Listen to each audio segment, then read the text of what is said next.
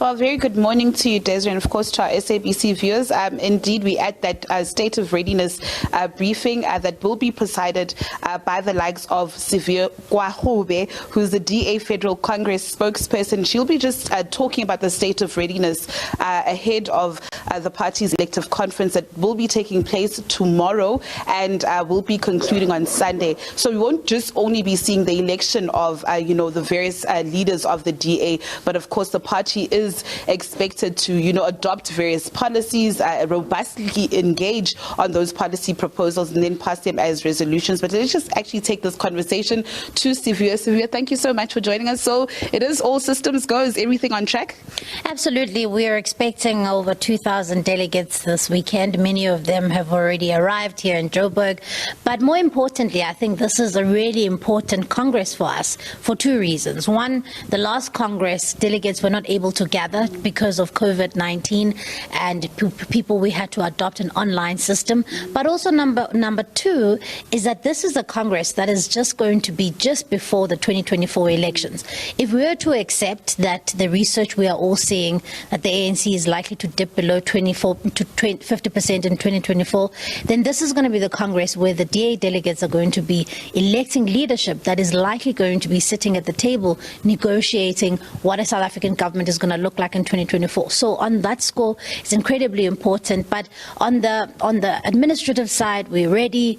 Most of the delegates have already arrived in Johannesburg, and we're ready to receive them. And our systems are ready. We've got a really exciting opening ceremony, both for the people at home, but also for our delegates to see the party again gathering and see it in its might. So this year's theme is a stronger DA to build a better future. Let's just also talk about an online system. Let's also talk about the voting mechanisms. I find it very interesting that delegates will actually be voting online. Voting will be open from 6 to 9 a.m. Just please talk us through that process. Yeah, so in the DA a couple of years ago, we adopted what we call an OPA vote system, which is a world-renowned voting mechanism and a system that is used world over. Part of that reason is because of the integrity and the way and the speed with which the OPA vote system is able to interpret results. Number two, also, when talking about integrity, is the fact that votes are not actually able to be traced to the voter.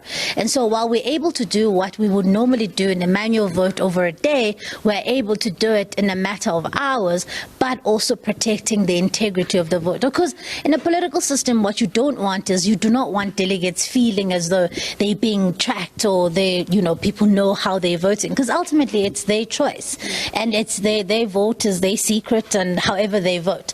And so we've adopted that online system because of the efficiency, because of the integrity of the system, and also because unlike a manual voting system, we are able to track who has voted but not how they have voted.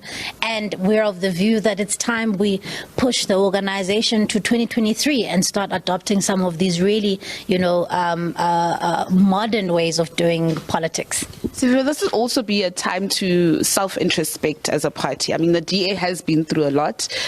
You have dipped your electoral votes at the polls, but also you've lost a number of leaders, black or white. This is a time for the party to self-introspect as well. Absolutely, and as I say, I think this is an incredibly important Congress because it precedes the 2024 elections, and it's absolutely important for the Democratic Alliance to grow from the electoral vote share that we had in 2019. We're going to have to grow in order for us to be able to be an anchor tenant of any kind of coalition government if we were to see one in 2024. And so whoever is elected tomorrow and announced on Sunday is going to have to understand that they are taking on a huge responsibility to be able to win. I'm so sorry. Unfortunately, because of time, I have to cut this interview short. But of course, we will be quizzing you on various issues when you're on the podium. Thank you so much. That was Sivir there, just talking us through the state of readiness. But with that said, it's back to you in studio, Desiree.